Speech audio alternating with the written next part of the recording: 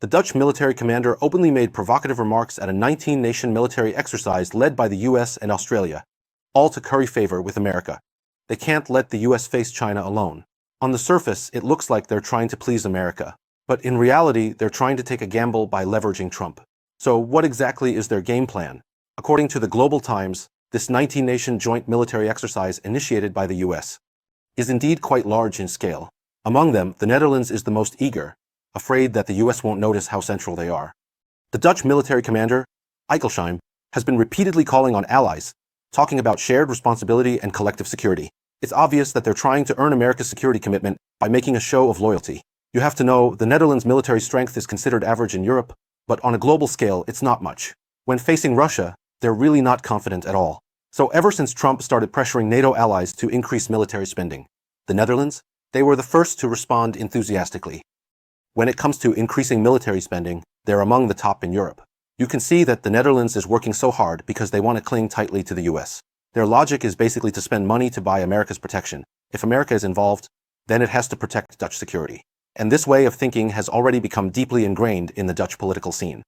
For example, after former Prime Minister Rutte became NATO Secretary General, the media revealed that he privately referred to Trump as Dad.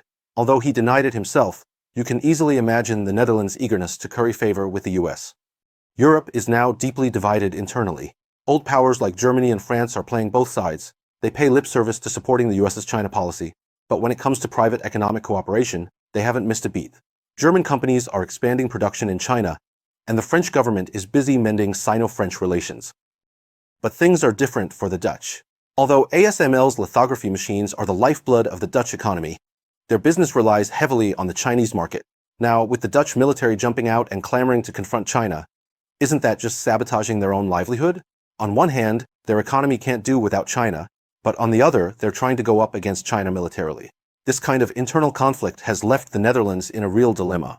Just remember, Australia was a living example of this not so long ago.